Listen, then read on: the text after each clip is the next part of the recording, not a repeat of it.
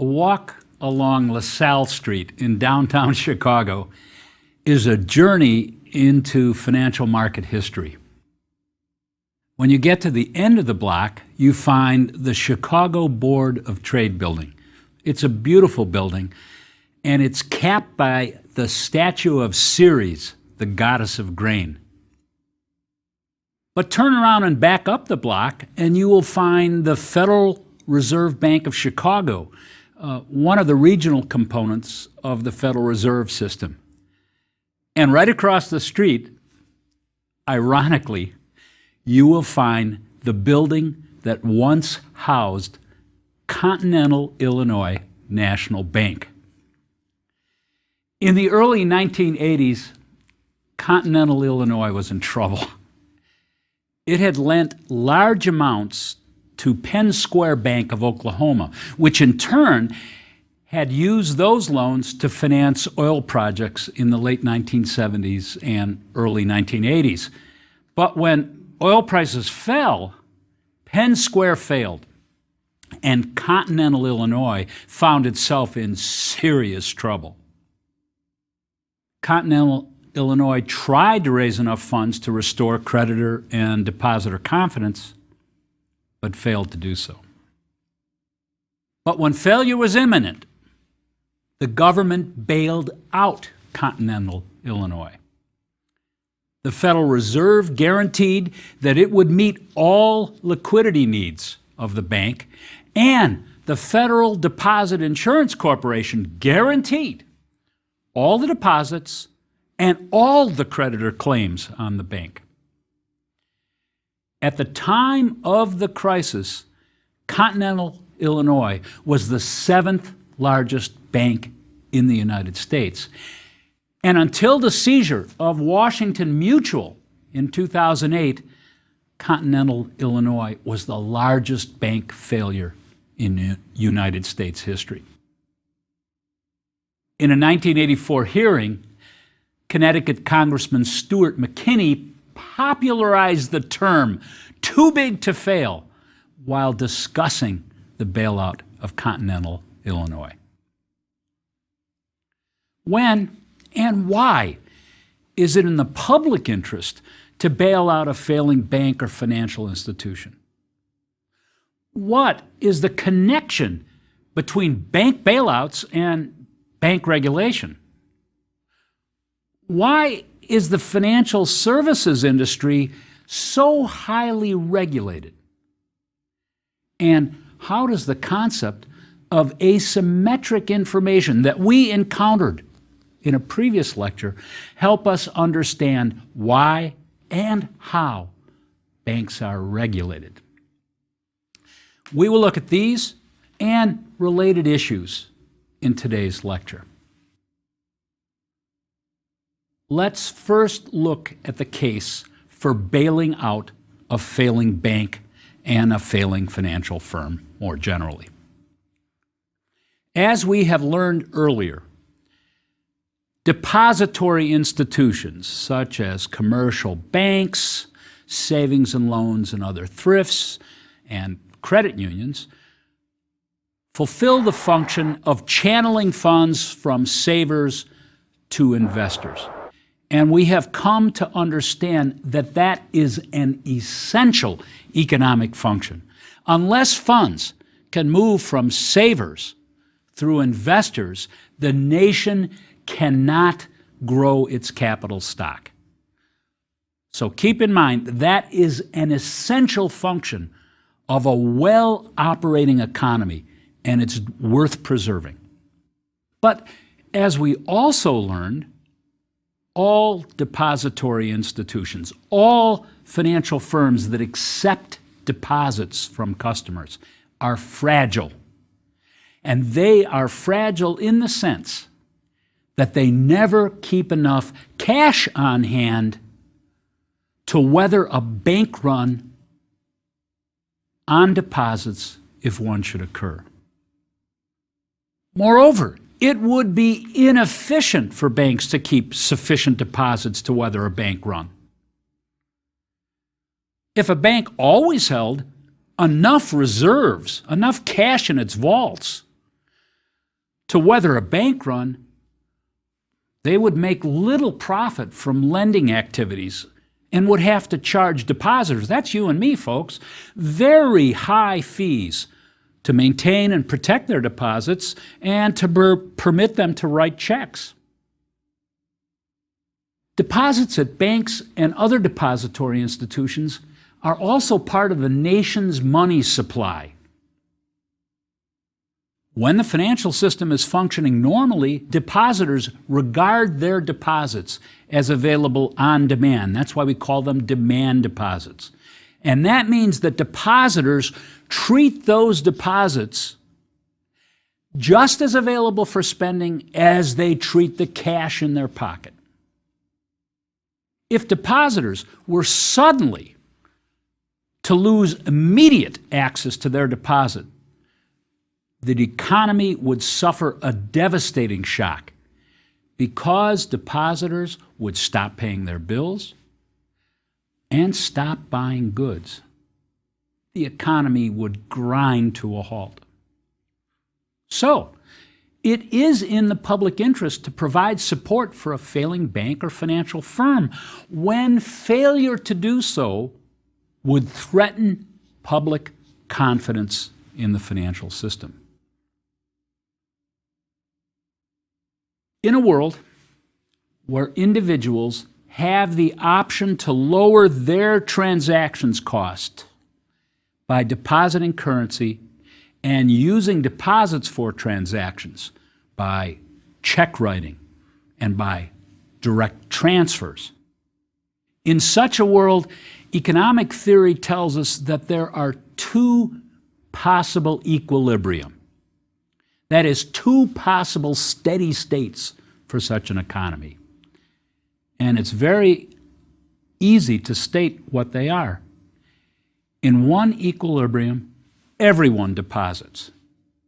Everyone finds it optimal to use banks for deposits. But in the other, very frightening equilibrium, no one deposits.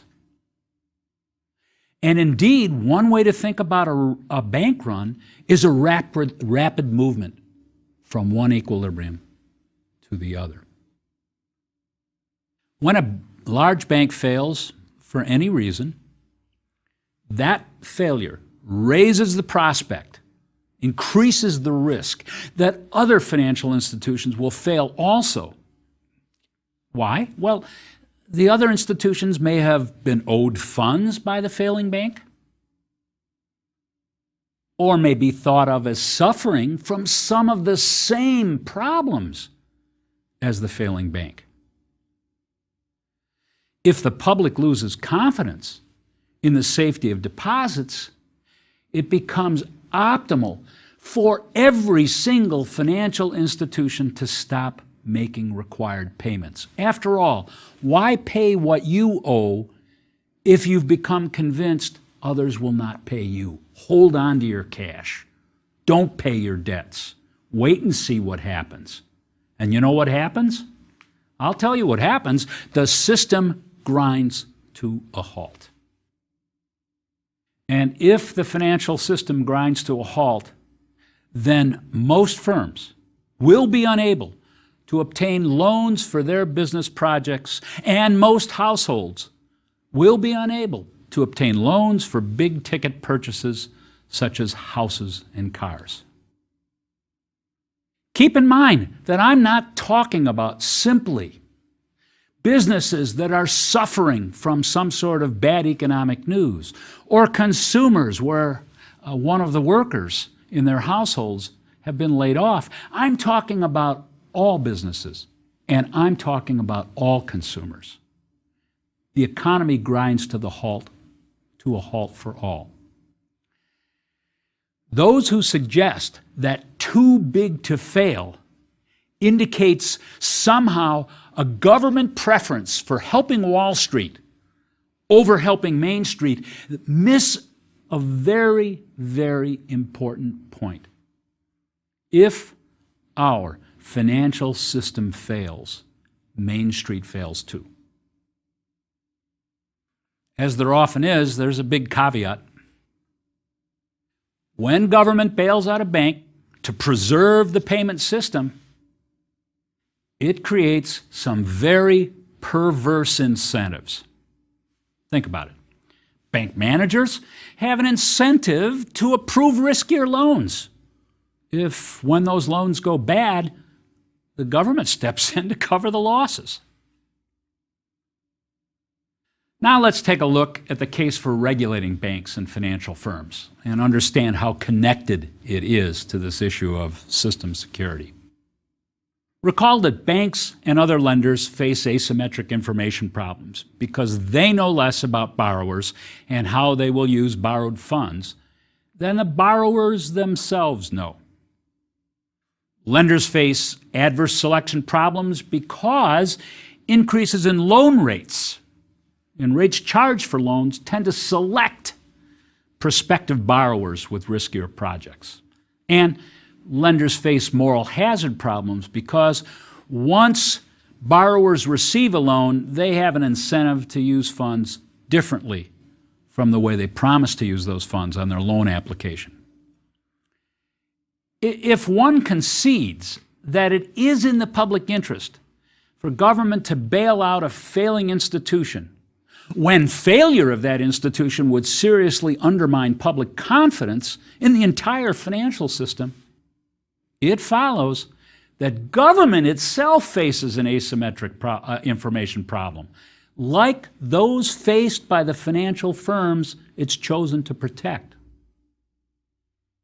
A lender, such as a commercial bank, knows much more about how well it vets borrowers and the true value of loans that it lists among its assets than the government knows.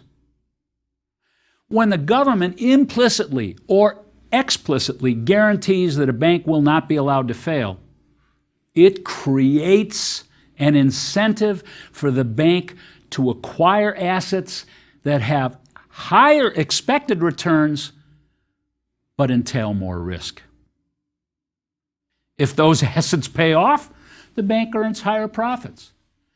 But if those assets fail, the government caps the downside risk for the bank. So what? Well, the goal of financial regulation is to counter the effects of asymmetric information on the entire financial services industry. So, banks and financial firms face several different types of government regulation under current law. We understand the reason for regulation now, but it's now time to look at the types of regulations that banks face. And the first type of regulation is deposit insurance. Currently, depositors and their accounts are insured up to $250,000 per account. Deposit insurance keeps depositors from running their bank when they hear news that that bank is in trouble, or they hear news that banks in general are in trouble. From the point of view of depositors, deposit insurance solves the asymmetric information problem by making the superior information about fund use possessed by the bank irrelevant, as long as you keep your balance under $250,000. And deposit insurance also makes it unnecessary for depositors to monitor the lending practices of their banks. How would you like to have to keep up with your bank's lending practices? Deposit insurance shifts the asymmetric information problem from depositors all the way to the bank guarantors, the guarantors of the banks and financial institutions. The second type of regulation faced by banks and financial firms are restrictions on the assets that those firms are permitted to hold. Most famously, the Glass-Steagall Act of 1933 separated commercial banking and investment banking in the United States and made it illegal for commercial banks to hold stocks and corporate bonds. Since the Federal Deposit Insurance Corporation, and more generally, the U.S. Treasury, guarantees deposits, Congress recognized that banks had an incentive to take additional risks with deposited funds and restricted the use of those funds in an attempt to limit risk. Unfortunately, some economists have argued with real reason that Glass-Steagall had a perverse and unintended consequence. Possibly its prohibitions actually made banks riskier by keeping them from holding a more diversified portfolio of assets. If banks are not allowed to hold corporate stocks and bonds, what are they going to hold? Well, then they will hold a larger share of their assets in loans. And historically, those loans tended to be loans to households and firms in the same geographic area as the bank itself. And when a local economy turned bad, as was the case in Texas when oil prices fell in the 1980s, then many of the bank's loan assets were affected and in a negative way. So the Gramm-Leach-Bliley Act of 1999 repealed many elements of the Glass-Steagall Act. The third kind of regulation faced by banks are bank capital requirements, and those capital requirements take two forms. The so-called leverage ratio, which is bank capital divided by bank assets. So the amount that the bank has in capital divided by the total amount of its assets. That ratio must exceed 5% for a bank to be considered well capitalized by bank regulators. And if that ratio falls below 3%, the bank faces additional regulatory restrictions. Secondly, the Basel Accord is an agreement among banking officials in 100 countries to impose risk-based capital requirements. And without going into great detail, the Basel Accord recognizes 4 different categories of risk, and the greater the risk, the more capital the bank is supposed to hold. Why capital requirements? Well, the idea behind capital requirements is to ensure that a bank itself has more to lose from a failure. When a bank has very little capital, the guarantor faces moral hazard problems since the bank has an incentive to promise to lend conservatively when it's talking to regulators, but in fact to take great risks with its lending. If the risks are successful, the bank wins. If not, the bank is no worse off because its capital value was low in the first place. The fourth and often overlooked regulation faced by banks is that banks must obtain a charter, a right to operate, from the controller of the currency, if it's a national bank, or from state banking authorities. This means that entry into the banking industry is limited to those who can gain charters. And limited entry lowers competition among banks, with the consequence that banks who do get a charter are more profitable, and that banks who do get a charter have an incentive to protect it. And that's the point. That's the point. Make charters valuable so banks will protect them. On the other hand, of course, that limited entry of those who would be bankers raises the cost to bank customers. Once the government guarantees deposits and signals that it will bail out a big bank, it makes sense for government to create a situation in which banks are profitable. Charters limit entry into the bank industry and keep profits higher than they otherwise would be. So a cost of safety is allowing banks to be profitable. And finally, the fifth kind of regulation. Regulators require that banks adhere to certain standard accounting principles and disclose information that helps the market assess the quality of a bank's asset portfolio and enables stockholders, creditors, depositors, all those who have a stake in the bank to monitor bank behavior. Since the Federal Reserve was first approved in 1913 and the Federal Reserve System was first developed in 1914, the regulation of financial firms has been a work in progress in which Congress has tightened and then loosened and then retightened regulations on many different occasions, often in response to crises. There's not general agreement about how much to regulate banks and financial firms. We do know, however, that extreme positions are not attractive. Minimal regulation is not the answer. Most depositors do not want to monitor their depository institutions.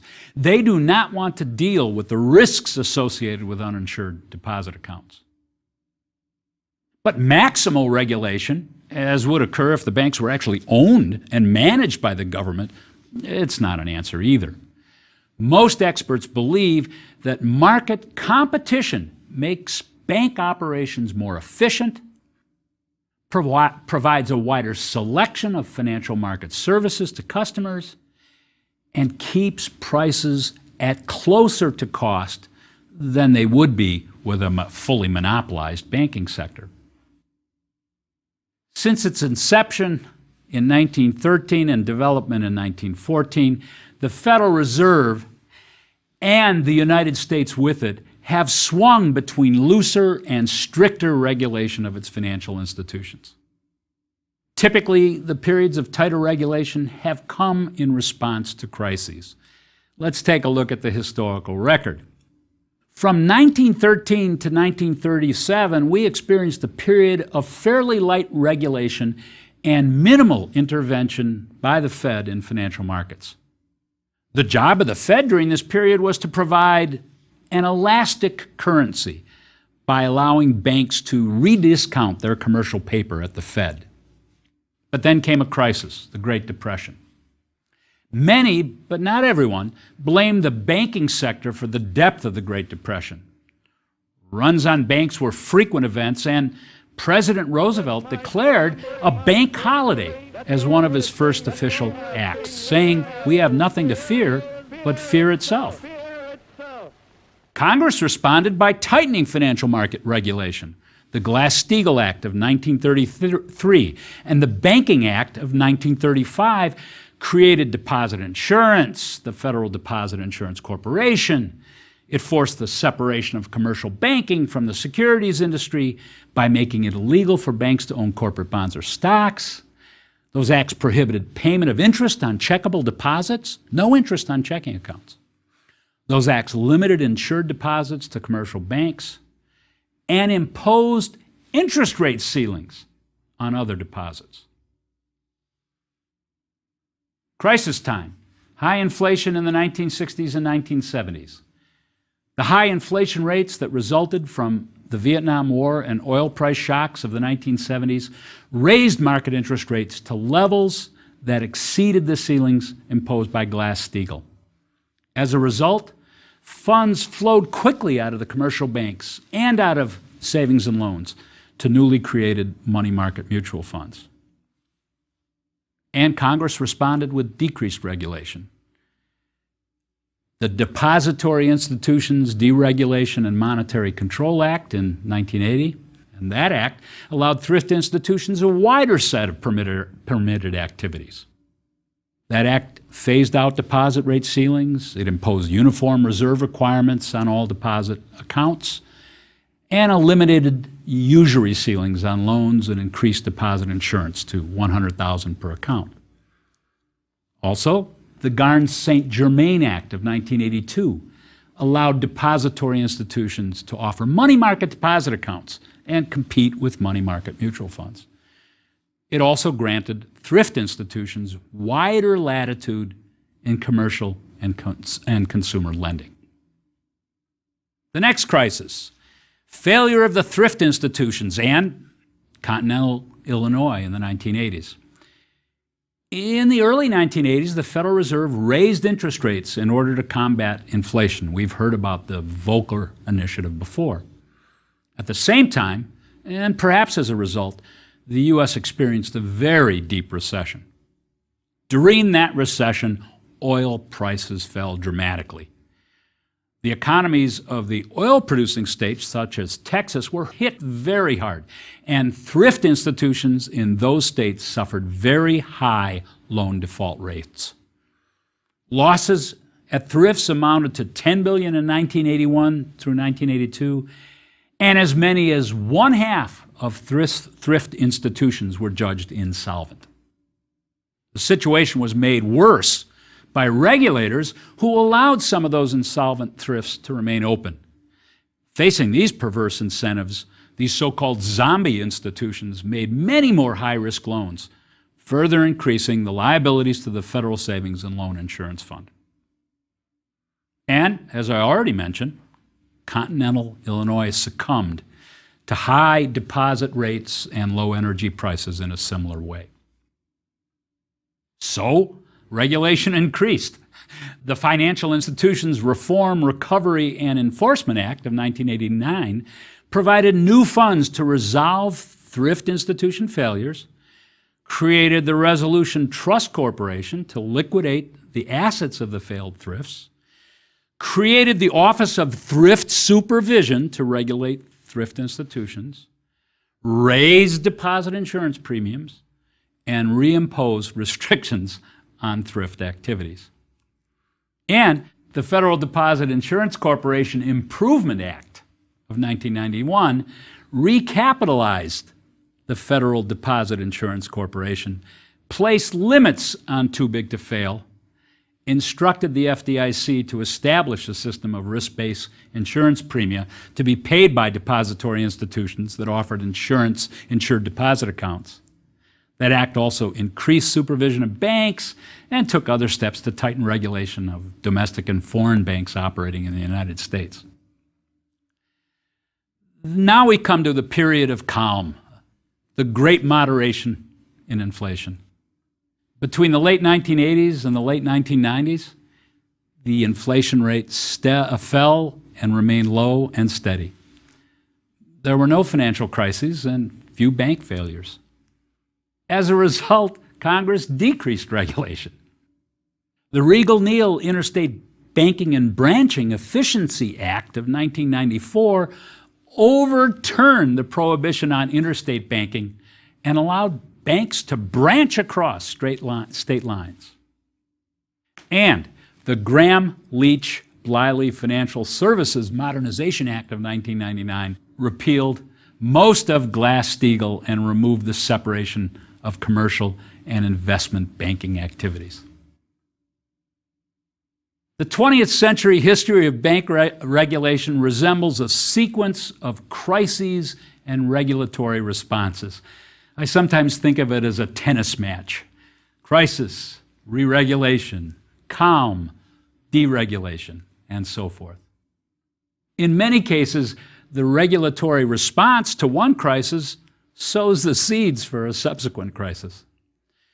The U.S. government has rightly sought to maintain confidence in the financial system, understanding that if that confidence failed, the economy would fail.